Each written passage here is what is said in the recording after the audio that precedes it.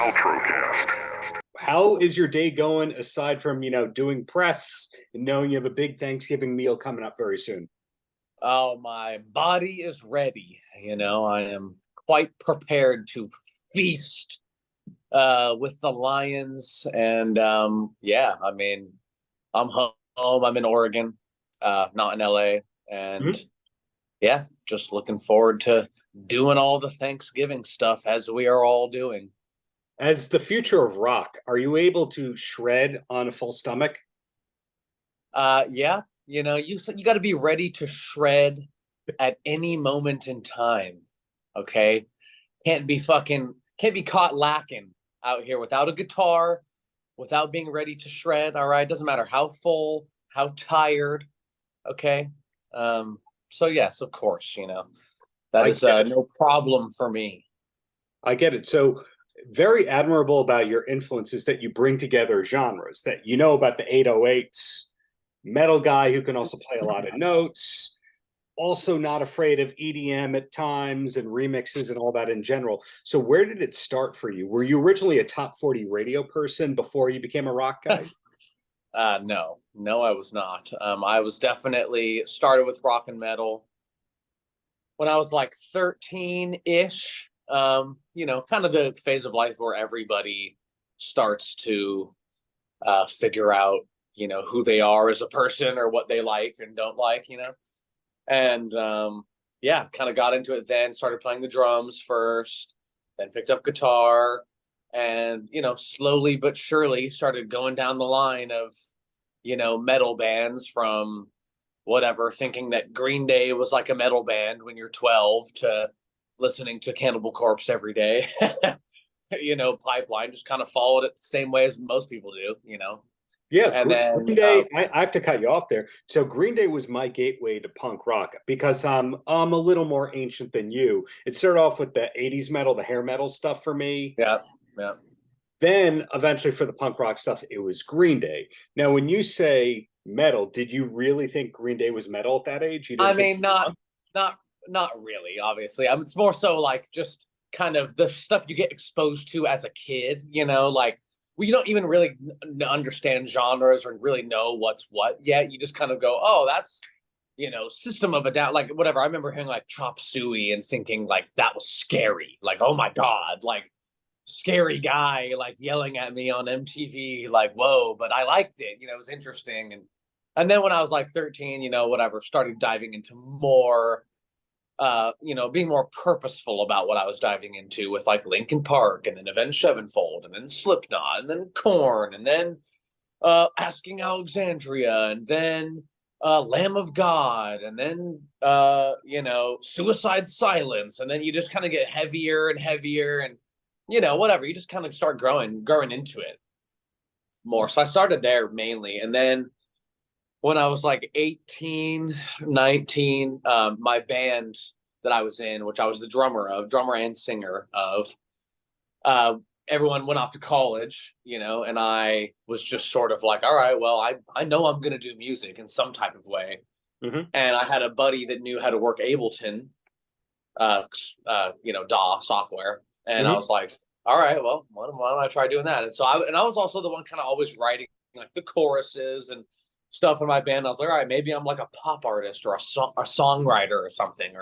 And that was also, as you said, like EDM, that EDM was huge back then, like whatever, 2015 or something. It was like Dubstep, right? really big. Yeah. Dubstep and stuff. So I started getting into that, and there was kind of like a pipeline from like metal into dubstep, like getting into Skrillex and stuff. It felt like it had that same energy a little bit or something back then. Made you want to headbang. Yeah. And um and so I got into like EDM and stuff kind of in that time period and making it. So I thought maybe I'll do that and be a DJ like Skrillex, because he was in a metal band and then he was a DJ. Yeah. Maybe I'll do that. So kind of started trying to do that for a second, and then and then it just evolved into me being like kind of like a pop artist, and then I started getting really into like SoundCloud rap and shit, because that kind of had like a metal vibe with these like big blown out like 808s and people just screaming and like moshing at the shows and stuff. And I was like, I mean, these people don't know it, but like this is metal. Like this is actually is metal. It's just like doesn't sound like metal. I mean, it's still, I mean, it kind of does. There's no guitars or anything, but it's just like, you know, I remember like listening to like a Ski Mask the Slump God and song, and it was like they sampled "Spit It Out" by Slipknot in the beat, and I was like, this is awesome. Like this is like actually super cool and interesting, and that kind of got me into like wanting to be like a rapper and like a trap metal kind of guy a little bit. And so that was kind of my easing back. I mean, I took a big break from rock and metal and really even listening to it at all for like at least 5 to 7 years, and then that kind of stuff like sort of started getting me back into those vibes, and then slowly but surely, you know, made my way back, kind of fell back in love with rock and metal, and now sort of am the ambassador for it I am today, you know. So yeah. Well, kudos to you that a lot of the artists that you mentioned you've toured with or worked with or befriended, etc. So that has to be weird at a certain point when people you grew up listening to became peers. It is weird and it is awesome. It is, yeah, it's so cool because like it just that was like one of my first like really big like, oh, like I'm here, like I made it, you know, I'm one of these people, you know, whatever. And I don't even think that I've really truly even made it yet. I still feel like I have I'm telling you that you made it. Yeah, sure. I mean, I obviously I have to in most people's lives. I'm choosing to interview you, and you have a publicist, and your publicist sends out press releases that has the word million and a few spots in it. Yeah. Which it's fair. I think it's just one of those things where, as the artist or as a band, like there's always a new mountain to climb, you know. Yeah. So I don't even feel like I'm close. I mean, I've only done like 2 tours ever, you know? So like, to me, I'm still very early and very like at the beginning of this journey, you know? And so, yeah, I do often have to remind myself how much that we've accomplished so far anyways. But yeah, it was kind of my first like welcome to the industry sort of moment, you know, like hanging out with the Papa Roach guys and that whole thing. And then doing the Bring Me the Horizon stuff and all those early kind of remixes and moments that I had a couple of years ago, you know, that was pretty mind blowing and pretty fun. You know, it was just like, it felt like it was a train I couldn't even stop if I wanted to, you know, it was just going, and I was just like, cool. And I was just saying yes to everything, just saying yes to all of it. And yeah, it felt really good. And obviously going on tour with Korn, that was very special and very awesome to have those guys kind of bring me into the fold and be that nice to me and all that stuff. That was awesome. I mean, I've just had a slew of really great experiences with people. And, you know, recently, obviously kind of linking up with Ronnie and having him shout me out all over socials and push my new music and stuff. He's been so nice to me and such a good friend. Mm-hmm. And yeah, it's just cool. It's cool that I get to be a part of the community that I looked up to when I was 15, you know, the community that I was a fan of mm-hmm. when I was 15, I now get to be involved with, and I get to help shape, you know, I get to help shape the sound and the culture and the message of the rock and metal world right now, you know, and that is very special to me. And it's not something that's an honor that I don't take lightly, you know, and it's very special. So yeah, I'm just very grateful for the positions that I have been put in. Obviously I've worked very hard and also gone through my ups and downs in the past couple of years, as a bunch of people know. But yeah, I'm just, at the end of the day, I am very grateful to be intermingling with the legends that I am intermingling with. Well, a notable thing about you compared to a lot of those legends is those legends came up with album-oriented careers, whereas you kind of have come out with track by track, single by single. So you have that challenge of every single thing you put out has to hit. Yep. There can't be filler. Yep. Yeah. It's got to make a splash, you know. And I've dropped tons of stuff that did not make a splash, you know. And it just sometimes it's not up to you, you know, as the artist. It's your job to make the greatest art that you can make, and then sometimes the algorithm is on your side, and sometimes it's not. But you know, when it is on your side, you double down and you make sure everybody knows about this song that's popping off, like mine is right now. Mhm.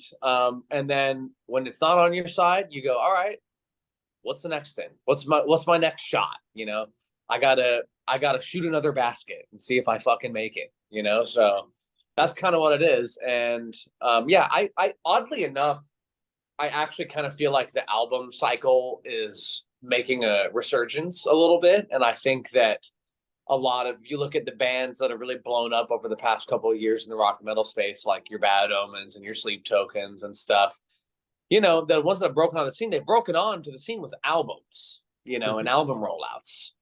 So I think it's actually making a little bit of a comeback. And that's kind of what I'm doing right now as well. Is like, obviously I am dropping, you know, I just recently dropped When the Darkness Comes, which is like the first single off of my upcoming album. And then I'm dropping another song on December 1st. And I'll probably drop a couple more singles, but it's all a part of an album rollout. And I have all this stuff done. You know, before I was one of the reasons I was doing singles so often is because I was signed to a major label that was pushing me to do that because they don't want me to burn through my contract.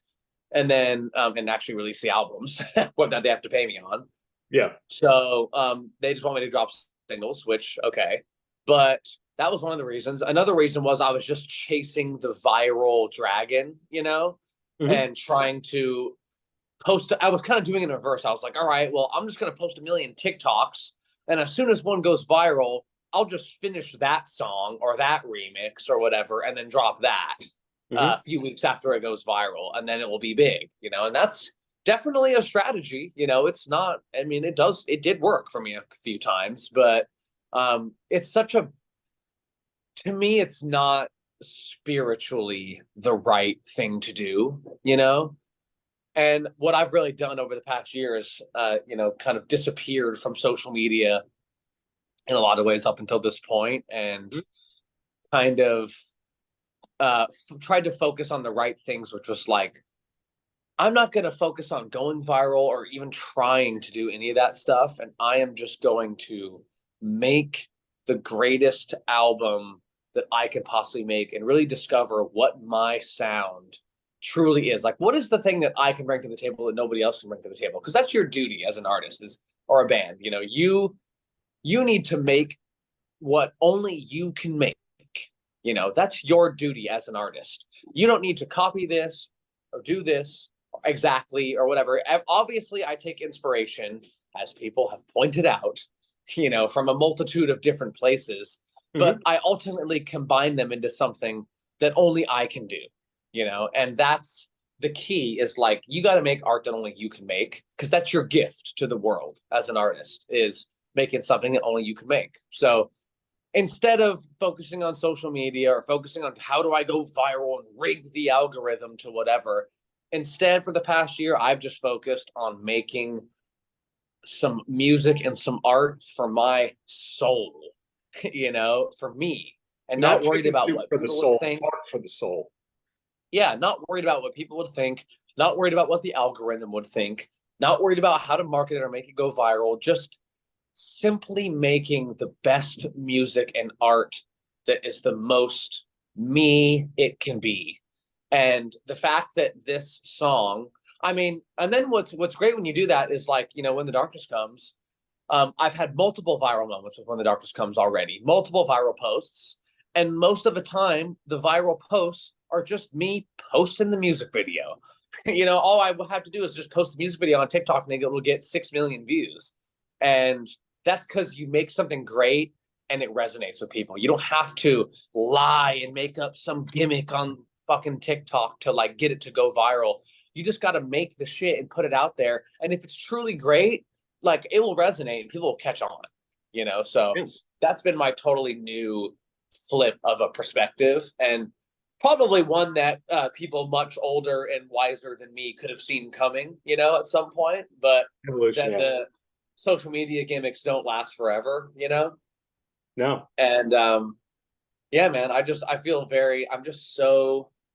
never been more confident in my sound and art and music, and I've never been more proud. My proudness level for everything I've done thus far has been a mixed bag. I've definitely released songs that I wasn't 100% in love with before. And now every little thing that I'm releasing and every little thing leading up to this album, I am in love with. And that's a good change of pace for me. Well, before I ask you two quick questions and let you go, you said a lyric without realizing you said a lyric in there. I think that there should be a Jeris song called The Most Me I Can Be, because that is a damn line right there. But yeah, it is. Yeah. Question one of two here. So you kind of you talked about your musical evolution, but I didn't hear you go back to the classic rock. A lot of people go forward and then they go backwards to see who inspired the people that inspired them. Did you eventually go back to Van Halen, Black Sabbath, etc., or did you stay heavy? Yeah, I think this past year I've definitely looked backwards a lot more than I've looked forwards. And before, obviously my thing is the future of rock, and I have the tattoo and everything, and that's not going away. And I was always about like, I don't even want to listen to the old shit because I just want to make something new and different, and I still want to do that. But something I realized about rock and metal is that the reason that it's fell behind, and it's only just now starting to have a resurgence again, but the reason that for the past 10 to 15 years it's in large part fallen to the wayside and compared to other genres of music is not necessarily, and this is what I thought before, it's not necessarily because they haven't brought it into the future or used electronics or anything like that. It's not necessarily that, like I thought it was.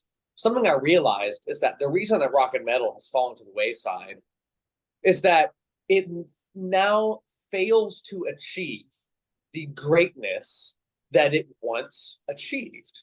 And you listen to, for me, my Goldilocks zone for rock and metal was, the late 90s and early 2000s, which, Slipknot and System of a Down and Linkin Park and Korn and all that stuff. And then even like, Avenged Sevenfold and even into like the late 2000s, early 2010s type stuff. There was a real energy and artistic greatness. There's no band out there right now that is as interesting as fucking Slipknot or System of a Down was at that time. Maybe there's a couple that are, getting kind of close, but most 90% of rock and metal in the past 10 years has been very safe, very cookie cutter, very, not risky at all and not interesting. A lot of the same kinds of sounds and the same kind of stuff because they just go, hey, this is what works. Gets played on the radio, gets played on this, gets us booked as an opener on all these tours for these legendary bands. So I guess we'll just keep doing it. And they never push for greatness and they never risk anything and really do something fucking crazy. And obviously, I'm generalizing. There's some bands the chats. I think the chats are defying a lot right there. Yeah. So there's a lot of the same sound. And what you realize when you look backwards a lot of the time, when I listen back to all the great shit that got me into rock and metal and all those albums, is that all of those bands were doing their own thing, like they did not sound like each other. Like, yeah, they might all have been lumped into like new metal or whatever the hell, but like none of them sounded the same at all. Like they all sounded completely different. And now there's just so many bands that just sound the same. They just sound exactly the same. They're not doing anything riskier. There's nobody with charisma. There's nobody with like star power, that like some of those people had, some of those bands had. So it's not necessarily that rock music and rock and metal music need to sound like fucking rap or something and with whatever. And it's not necessarily that they have to incorporate all these electronics, but it's just that the creativity and the risk taking, which is kind of quintessential to the spirit of rock and metal is being outside the box and taking risks and being bad and anti, what's going on. It's essentially the genre that's supposed to define being anti and bad and going against the grain has done almost nothing but go with the grain for the past 10 years. And so that is a big realization I had that, okay, I'm going to make a rock and metal album and I'm going to show these motherfuckers how to achieve greatness with rock and metal again. And it's going to sound like rock and metal. Of course, a lot of my older stuff, yeah, did it have live drums and guitar in it? Not really, and was I advocating that it was still rock and metal? Yes. Can I see why people said that it wasn't rock and metal? Yes, I can admit that, So part of this new phase in this new album was like, all right, I'm going to make some shit that is undeniably rock and metal. It's got live drums, it's got guitars, and I'm going to show people how creative and how risky you can get.